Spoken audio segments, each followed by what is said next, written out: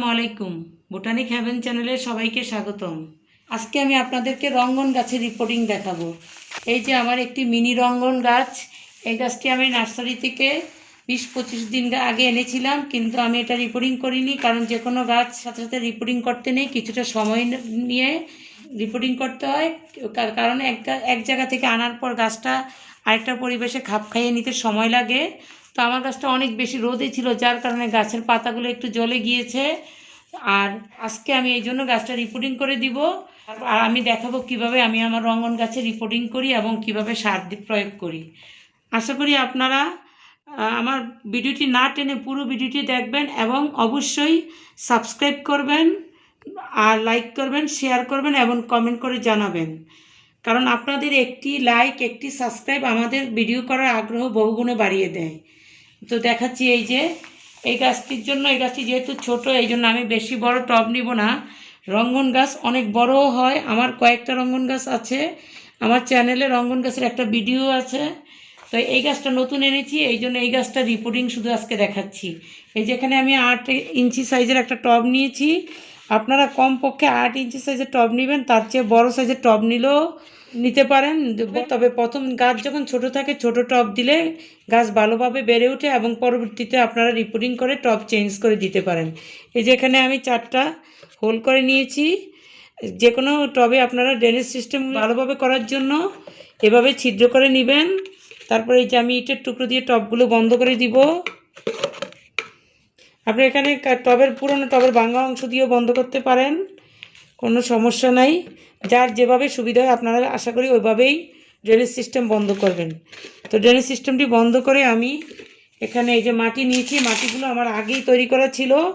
এই মাটির জন্য আমি 2 ভাগ গার্ডেন সয়েল নিয়েছি, সাথে 1 ভাগ বালি, 1 ভাগ ভার্মি কম্পোস্ট নিয়েছি, আর সাথে আমি নিয়েছি 2 চা চামচ নিমখোল। কারণ নিমখোল না দিলে গাছে পোকামাকড়ে আক্রান্ত হওয়ার সম্ভাবনা থাকে। নিমখোল গাছের উর্বরতা বৃদ্ধিতেও খুব ভালো কাজ করে, আর নিমখোলে প্রচুর পরিমাণে এনপিকে থাকে। আর দিয়েছি বোনমিল। বোনমিল যে কোনো গাছ লাগানোর সময় বোনমিল দিলে গাছের শিকড় বৃদ্ধিতে খুব ভালো কাজ করে। এজন্য আপনারা অবশ্যই গাছ লাগানোর সময় একটু বোনমিল দিয়ে দিবেন। আমি 4 চামচের 2 চামচ বোনমিল নিয়েছি, আর 2 চামচ শিংকুচি নিয়েছি। শিংকুচিতেও প্রচুর পরিমাণে নাইট্রোজেন থাকে। আর আমি 4 চামচের 1 চামচ ফাঙ্গিসাইড দিয়ে দিয়েছি, কারণ বাগানের মাটিতে অনেক সময় বিভিন্ন ধরনের ফাঙ্গাস দ্বারা আক্রান্ত হয়। এই জন্য আমি ছত্রাকনাশকটা দিয়ে দিয়েছি, যাতে গাছ লাগানোর পরে গাছের গোড়ায় যাতে কোনো রকম ছত্রাক দ্বারা আক্রান্ত যাতে না হয়, এবং পরবর্তীতে আমরা গাছ যখন লাগাই তার কিছুদিন পরও আমাদের অবশ্যই 15 দিনে একবার কমপক্ষে ছত্রাকনাশক দিতে হয়, তা না হলে গাছে বিভিন্ন ছত্রাকে আক্রান্ত হয়ে গাছ নষ্ট হয়ে যায়। তো রঙ্গন একটি অনেক হেভি ফিডার গাছ। এই গাছে প্রচুর পরিমাণে সার দিতে হয়, এবং এই গাছটি পুরোপুরি সারা বছরে ফুল ফুটে, তবে গ্রীষ্মকালে প্রচুর পরিমাণে ফুল ফুটে। আর রঙ্গন ফুলের গাছের আরেকটা সুবিধা হলো এই গাছটি আপনারা ফুল সানলাইটে রাখতে পারবেন। ফুল সানলাইটে রাখলে খুব ভালো ফুল হয়, আর যাদের বাগানে কম রোদ হয় তারাও আপনারা ইচ্ছা করলে আপনাদের বাগানে রঙ্গন ফুল রাখতে পারেন, কারণ অল্প রোদেও রঙ্গন ফুল হবে, সেক্ষেত্রে আপনাদের ফুলের পরিমাণ একটু কম হবে। তো আমি এখানে প্রথমে রিপোর্টিং করে দেখাচ্ছি। এই যে গাছটি গ্রো ব্যাগ থেকে আমি কেচি দিয়ে এভাবে কেটে নিব, তাহলে গাছের শিকড়ে কোনো সমস্যা হবে না, খুব সুন্দরভাবে গাছটি বসে যাবে।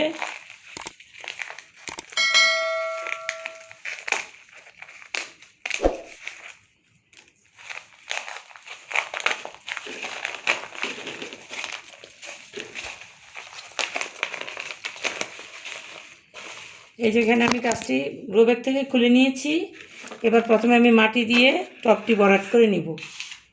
এই মাটিটা আমি অনেক আগে বানিয়ে রেখেছি, আপনারা ইচ্ছা করলে আপনাদের টবের মাটি 8-10 দিন আগে বানিয়ে একটা বস্তায় করে একটু পানি ছিটা দিয়ে রেখে দিবেন, তাহলে মাটিটাতে ভালোভাবে সার মিশে যাবে।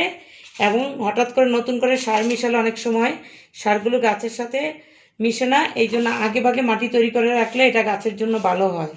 এই যে আমি প্রথমে মাটি দিয়ে দিচ্ছি।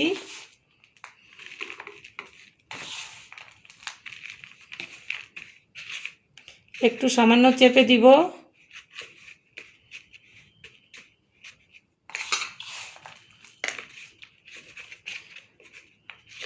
আপনারা আপনাদের পুরনো টবের মাটি যে গাছটা মরে যায় সেই মাটিটা ইচ্ছে করে রোদে ভালো করে শুকিয়ে ফাঙ্গিসাইড মিশিয়ে আপনারা নতুন করে ব্যবহার করতে পারেন। এই সম্পর্কে আমি একটা ভিডিও করব, পুরনো মাটি কিভাবে ব্যবহার করবেন। আশা করি আপনারা ভিডিওটি দেখবেন।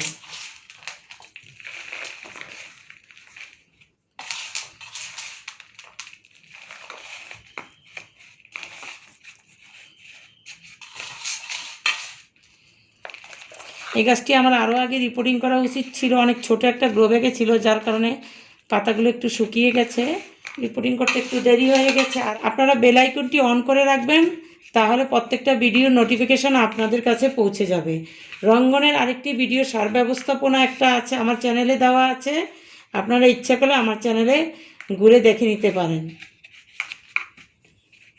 এখানে ভালো করে মাটি দিয়ে দিচ্ছি।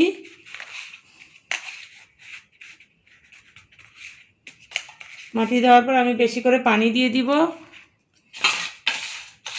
তাহলে গাছের যে বাতাস থাকে, বেশি পুরো টব ভর্তি পানি দিয়ে দিলে বাতাসগুলো বের হয়ে যায়, গাছের গোড়ায় ফাঙ্গাসের আক্রমণ হয় না। এই যে আমি বেশি করে পানি দিয়ে দিচ্ছি। তারপর আমি এই গাছটি একটি ছায়াযুক্ত স্থানে রেখে দিব, 2-3 দিন অল্প রোদযুক্ত স্থানে রেখে দিব। 2 দিন পর আমি এটা আমার বাগানের রোদ, যে অংশে রোদ আসে সেখানে দিয়ে দিব। এভাবে আমি রঙ্গন গাছের রিপোর্টিং করি। আর একটা কথা মনে রাখবেন, যে কোনো গাছ আপনি যখন রিপোর্টিং করবেন তখন এটার প্রুনিং করবেন না। যে আমার গাছের ডালপালা অনেক কেটে দেওয়ার প্রয়োজন ছিল, কিন্তু আমি আজকে কাটিনি, কারণ একসাথে যদি দুইটা কাজ করে, রিপোর্টিং এবং প্রুনিং, দেখা যায় অনেক সময় গাছ মরে যায়, গাছে বিভিন্ন রকম সমস্যা হয় এবং গাছ মরে যায়। এই জন্য আমি আপাতত শুধু রিপোর্টিং করেছি, এবং গাছটি যখন পরবর্তীতে এই টবে সেট হয়ে যাবে তখন আমি গাছটি প্রুনিং করে দিব। আর রঙ্গন গাছের যত্ন হচ্ছে, এই গাছে প্রচুর পরিমাণে জৈব সার পছন্দ করে। আপনারা যে কোনো অর্গানিক জৈব সার প্রতি সপ্তাহে একবার করে দিতে পারেন। বিশেষ করে সরিষার খোল ভেজানো পানি, গরমকালে লিকুইড সারগুলো বেশি ভালো কাজ করে। এই জন্য আপনারা সরিষার খোলের তরল সার, গোবর ভেজানো তরল সার, চা পাতা ভেজানো তরল সার, বার্মি কম্পোস্টের দিয়ে তরল সার বানানো যায়, ওগুলো ভিজিয়ে রেখে আপনারা দিতে পারেন। সেক্ষেত্রে আপনাদের গাছটা অনেক সুন্দরভাবে বেড়ে উঠবে এবং প্রচুর ফুল হবে। আর রঙ্গন গাছে মিলিবাগ এবং অন্যান্য পোকামাকড় আক্রমণ হয়, কিন্তু এই গাছটি অনেক কষ্ট সহ্যকারী গাছ, সহজে মারা যায় না। 15 দিন পর পর বা প্রতি সপ্তাহে আপনারা নিম তেল স্প্রে করে দিবেন, সাথে একটু সাবান মিশিয়ে, তাহলে সব ধরনের পোকামাকড় মরে যাবে। তো এইভাবে আমি আমার এই রঙ্গন গাছের যত্ন করি। আর পরবর্তীতে আমি রঙ্গন গাছের অন্যান্য সার ব্যবস্থাপনা এবং অন্যান্য রঙ্গন গাছের ভিডিও আপনাদেরকে দেখাবো। তো আশা করি আপনাদের ভিডিওটি ভালো লেগেছে। ভিডিওটি ভালো লাগলে আবারও বলছি, লাইক করবেন, শেয়ার করবেন, সাবস্ক্রাইব করবেন। অনেক কষ্ট করে এবং ধৈর্য নিয়ে ভিডিওটি দেখেছেন, এই জন্য সবাইকে অসংখ্য ধন্যবাদ।